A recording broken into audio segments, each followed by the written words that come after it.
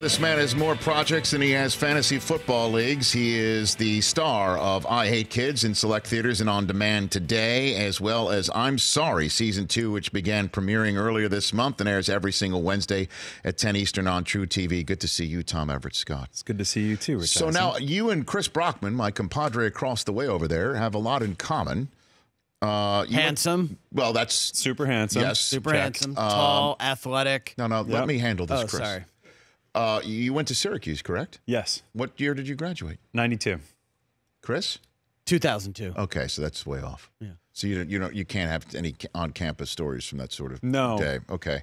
92, was that was that post McNabb? Was that McNabb was there? Or did you just leave or something like that? Or McNabb left. Okay, he's already gone. Right. It was Paul Pasqualoni, I think, was the coach. That's right. And it was the first year for Billy Owens. I think Derek Coleman might have been like a second for basketball. Sure. Well, I mean, Derek at the time, sure. Yeah. Sherman Douglas's last year for basketball. I think that was kind of like the end of the good football years until recently. Right. And it was just the height of this basketball run. It was Boeheim. And what does it feel like to watch your team beat Duke and Cameron indoor like they did? That was incredible because that game started off terribly for Syracuse. Right. I think they started off 11-0. And that was a great game. I mean, big win. That had to be. What's it like? Just tell me what it's like to beat Duke, because that's got to be something. It was pretty awesome. I'm not gonna lie. I wish I was there. A number one team, amazing. and not just any Duke. You beat the number one team when they were Duke's number one. That's got to feel pretty good. Yeah, it felt really good. Our poor guy took a charge from Zion, and he's still not healthy. How much money would you require to take a charge from Zion Williamson running down the court? What's that price tag? Guaranteed Emmy. You have children. Right. Keep that in mind, right? How many kids do you have? I have 2. Okay. I'm just trying to think what my life insurance policy is at. Contact Lloyd's of London and see if there's an underwritten sort of thing for that. I mean, my gosh. But that's amazing to watch that sort of thing. Congrats on your Syracuse Orange win right there. Thank you. And now you root for the Patriots. You're a diehard Patriot fan as well. That's right. I grew up in Massachusetts. I'm from East Bridgewater, Mass. And been a Patriots fan my whole life. Where's your accent? I don't know where it went. All I can attribute it to is doing lots of theater, going to school in Syracuse around a lot of upstate New Yorkers. Right. Yeah. Every once in a while, certain words. Like what? Kindergarten, October, arthritis. Words I don't say that often. This sounds like a Rorschach test. Kindergarten, arthritis. Like saying kindergarten the right way for me hurts a little bit. You know what it was for me when I first started out doing my job? I had a thick New York accent. Oh, really? Yeah, I did. I really did. What part of New York? Staten Island, New York. Okay. Okay. So, and it still comes out if you cut me off in traffic. Well. But the word tournament, it took a lot for me to stop saying tournament. Tournament. The NCAA tournament. I would go on television and say, tonight in the NCAA tournament.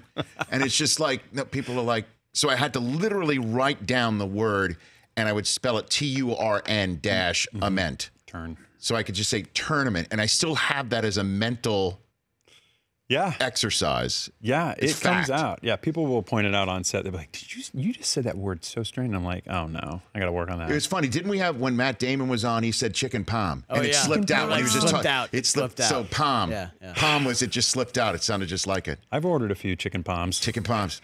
Kindergarten's a good one. Kindergarten. All right, Tom Everett Scott here on the Rich Eisen Show. You cannot, though, subscribe to the Patriots as underdog storyline that's being put out there by the Patriots right now. Tom. I don't know. Can you really? You mean going to Arrowhead in 10-degree weather? They're not an underdog? What are you talking about? How the sense that Brady says everybody thinks they suck, and what is Edelman's t-shirts right now? Bet against us. I see. You know what I mean? What you're saying is they're trying to generate this. And I'm not talking about actual lines. I get it. Okay. I get it. Set in the town of in Vegas where Mo Green has no place or signpost. By the way, you have been in a movie with Mo Green. I have. That thing you do. I can't wait to ask you about that. Saul Seiler. But, you know what I mean? Like the whole concept of like nobody thinks we can do it. Come on. The whole world thinks they can do it. Yeah. Everybody knows they can do it. Except for Las Vegas. Bet against us. There it is right there. We're putting it up on the screen. I guess they're looking for any kind of motivation. I think they do realize how tough it is going to be to win there. I think they do. Okay. I mean, come on. they're not going to waltz in there it. and crush them. They're not. I mean, how do you take away Tyreek Hill's speed?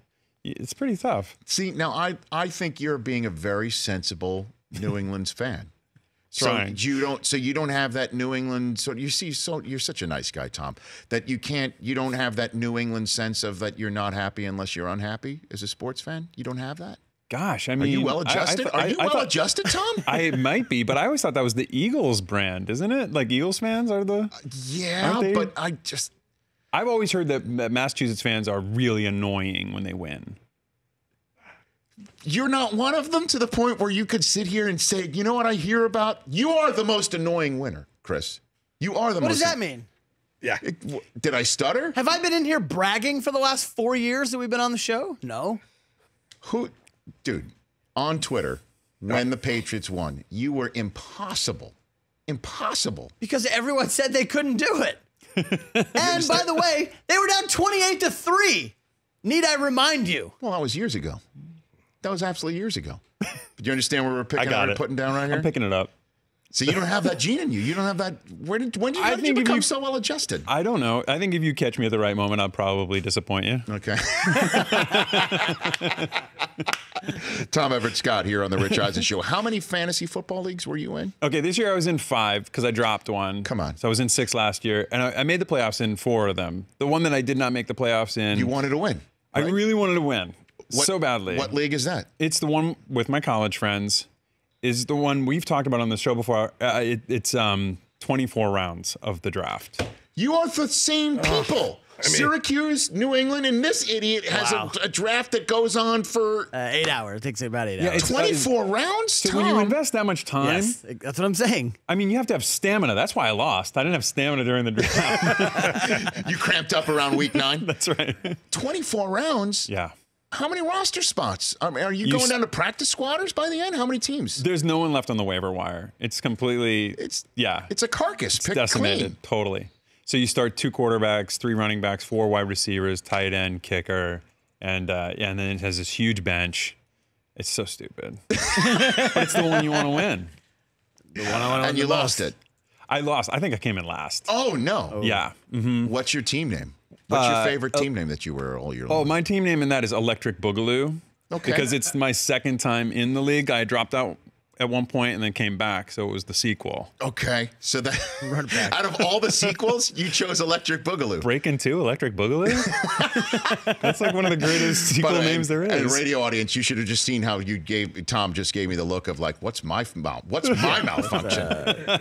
What is my malfunction that out of all the True. Yeah, I won. I was in 4. Okay. I was in, as I said, 4 leagues. One with Chris over there in a charity league run by Jerry Cantrell of Allison Chains. We won that. Awesome. Okay. So, by the way, they haven't reached out to us at all I know. about. I was actually thinking about that earlier. the victor spoils, if you will. That's bad form. Not yet. I gotta get on Jerry. And the 2 other ones were just leagues that I went on ESPN.com just with my kids. Oh, fun. Where we just drafted a 10-7 and a 5-year-old, and I won them both. One of them where I inadvertently forgot to delete it, and I auto-drafted. Really? Yes, and took that one down. Really? And then the one I didn't win was the one with my poker buddies. I wanted to win in the worst possible. Yeah, that's the one you want to win. I know. Did you overthink it? Is that why? I didn't overthink it. I just ran out of steam. I ran out of luck. It's just one of those things where my guys who were dynamite, like Alvin Kamara, the last 2-3 weeks of the season, wasn't getting the ball and he wasn't getting in the end zone. As you know, the Saints were struggling. Yeah. How do you see the Super Bowl? Who's making the Super Bowl, do you think, Tom? I mean, I think we've already seen one great version of the Super Bowl earlier in the regular season when the Chiefs played the Rams. I mean, that game was incredible, especially from a fantasy football aspect. Great. We were talking about greatest game in the history of the fantasy football era because there had to be like 12 starters in that game of a fantasy football game. And they just kept scoring. Yes. So that would be a great Super Bowl, I think. Obviously, I'm pulling for the Patriots. I would love to see them go back. The only other team I really root for in the NFL is the Saints. I happen to be in New Orleans visiting my friend Steve Zahn. He was on a show called Treme, and I was just there for the first time in my life in New Orleans enjoying it. It happened to be Super Bowl weekend. They didn't play the game in New Orleans. They played it in Miami, but we watched it in a bar. and the roof came off the bar. I literally think the roof came off the bar, and we were marching in the streets of New Orleans that night. It was such a huge win. Amazing. That had to be absolutely amazing to be So there I have for a place in my heart for the Saints. Sure. So I would love to see them make it. But Saints v. Patriots, you want to crush them, right? Absolutely. Of course, that's understood. And Steve Zahn it was the best man at your wedding, correct? He was. Okay. And did you ever meet him before that thing you do, or that's where you met him? That's where we met. We talked to the phone on the phone, and then we rehearsed together with our teachers who taught us how to play the instruments. And it was just a great night. It was just really funny. We were just very humiliated by how bad we were at that point playing guitar and drums. Who was the best one at it, actually, naturally? Me. I was way ahead of him, which made him double down and work harder at being an electric guitar player. So you had the drums down pat. I just had really kind of figured out the feet and the hands like early on, and that once I did that, it was easy. Okay. And your current movie, I Hate Kids. What's that all about for those who want to consume something this weekend? Certainly. It's a fun family comedy. It's about a guy who's this novelist. He's been a playboy. He doesn't want to have kids of his own. He meets the girl of his dreams. She doesn't want to have kids. And then at the rehearsal dinner for the wedding, a 13-year-old guy walks in and says, "You're my dad." And it just throws a wrench in all his plans for his life. So he's been connected to this kid by a radio psychic played by Titus Burgess, who I completely believe is a scam artist in this movie. And then we go on the road looking for this kid's mom. It's a very funny hijinks ensue, yada, yada. Hijinks road trip ensue. movie. I love it. It's in theaters and on demand starting today.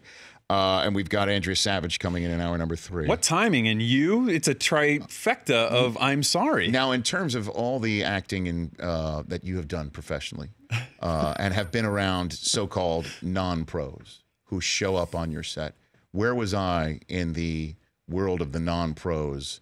Be very honest. Showing up and performing in a cameo of I'm Sorry that's coming, I believe, on True TV next week, if I'm not mistaken. What do you think, Tom? Well, I was very excited to get to work with you. I'm a big fan. Thank you for saying that. Appreciate and that. You didn't, right back at you. You did not disappoint. Okay. You were great. We got to do a little improv at the top of our scene. We did. I thought it was funny. You run over and give us the thing that we don't want at the end of the scene. I know. It was fantastic. Then we got to hate you the rest of the time. And wait till you hear this, Chris. You'll see part of this next hour when Andrea shows up and we do the clip. I play a dad at a birthday party. Okay. Where he and Andrea show up at. And the gift bag is not a loot bag or any toy. It's a goldfish. Meaning the parents, I'm basically handing them a bag of a problem because they'll have to explain to their children about death when the thing actually dies. That's right. And the entire episode is as good as it gets. Yeah, we just curse you the whole time. They do. Love it. It's fantastic. This is great. So I thought it was fun. I thought you were great. And you know? Andrea and our kids actually go to school together, so I don't know if we have to work something out in hour number 3 or something like that. I think you should something- return. Can we shoot it on a day that's not 120 degrees? By the way, it was the hottest day of the year when we It shot. literally was. In Over the the valley. summer, obviously. Yeah, over the summer. Wow. Hey, before I let you go, I want to play the game Start Bench Cut that we play here on the Rich Eisen Show with you, sir, okay? Great. Sounds like another game. It is another game. Tom Everett Scott and Start Bench Cut. Here you go. It's time. Start now. Bench. Just sit down and be quiet or cut. Get out. Okay, so you have to start one, bench one, and cut one. Okay. It's essentially the game here. Best name in Hollywood beside yours, comprised of 3 first names. Neil Patrick Harris, Jamie Lee Curtis, Sarah Jessica Parker. Wow, that's You tough. must Those are all so great. Start one, bench one, and cut one. Tom Everett Scott. Okay, I'm going to start Sarah Jessica Parker. Okay. Upset. That's it. Is that one against the Vegas line on that one? I think Neil Patrick Harris was the betting favorite. Okay, Okay, that's okay. You can stick with what you want. I'm going to bench Jamie Lee And why are you cutting Neil Patrick Harris? because it's time. Upset. Wow. I like that. I like all of it. Okay, next one. Best hair besides you of male co-stars you've worked with in your career. Ryan Gosling in La La Land. Ben Affleck in Boiler Room. Josh Duhamel in Bravetown. Start, bench, cut. Wow. Tom Those Everett are Scott. 3 incredible heads of lettuce right I know there. that. I know that. Look at Josh Duhamel. Yeah. Come on, look at that, right? So Just handsome. begging to be started. Look, I'm going to have to start Josh. Look at that hair. He's lobbying for the start in this photograph right there. I got to be honest, radio audience, he is right there. Just I think that's some good do. Okay. I think I'm gonna bench RG, my boy. Is that his name? RG? I We call him RG? that. I Okay. mean, but we're pals. And then I'm gonna cut Ben Affleck. Affleck Sorry, gets Ben. cut. Sorry, Ben. So RG, by the way, the RG in my life is Roger Goodell. Oh, that's That is actually, you know, what people do call him. That's a fun I don't know if I RG. ever call him RG. Hey, RG. The goods. We call them the goods. goods. Yeah, never to his face, though, ever. Do people get upset with you walking down the street thinking that you actually kept Ryan Gosling and Emma Stone from getting together in La La Land? Does that actually happen? I've been to you in real accused life? of being the bad guy in that movie. My favorite story from that is when I got cast in the movie, I told my neighbor, Jamie, because she was very excited for me that I was going to do this movie. And I said, well, do you want me to tell you what happens in the movie? And she says, sure. So I tell her the whole story about Emma and Ryan Gosling being in love, but at the end they don't get together. But when you think that she's married and settled down with him, the camera pans and it's me instead of him. And she went, no! I was like, well, I mean, it's not that bad. Right. What did you do to celebrate the 20 seconds where you thought you were in an Oscar-winning film? I was getting ready with my wife to go to the after party. We were watching it at home, like straightening my ties, kind of waiting to see, and they won it. Great, let's go. It's going to be a great party. And then that happened where they didn't win. And I was just struck. I didn't know what to do. It was kind of numb. And I looked over and both my kids were filming me. No! There's video of this? Yes. I was like, seriously, guys? So it's on a phone somewhere? Somebody's phone? They didn't post it, but Well, they maybe wanted next to. time you come here. Last one for Tom Everett Scott here. Start Bench Cut. Start Bench Cut. Fictional movie band that would have the most success in today's world. The Wonders from That Thing You Do. Spinal Tap from This Is Spinal Tap, or Stillwater from Almost Famous. Oh my goodness. Start Bench Cut. Tom Everett Scott. I got to start the Oneaters. The Oneaters. If Captain Geach and the Shrimp Shack Shooters were on there, that would have been an automatic start. Right. I think I'm going to bench Spinal Tap because who doesn't love Spinal Tap? And then I'm going to cut Stillwater That's it. because they're just Almost Famous. Hey. Right? Is that terrible? Is it too soon? I'll show myself out. No, it's okay. It's all right.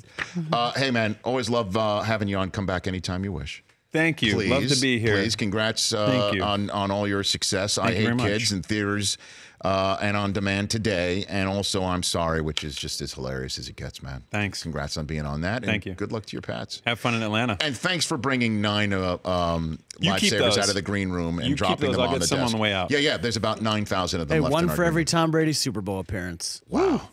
Jeez. Yeah, baby. See, and he's not a masshole, he says. Okay. He did deliver there. He did. By the way, yeah. that's a mic drop.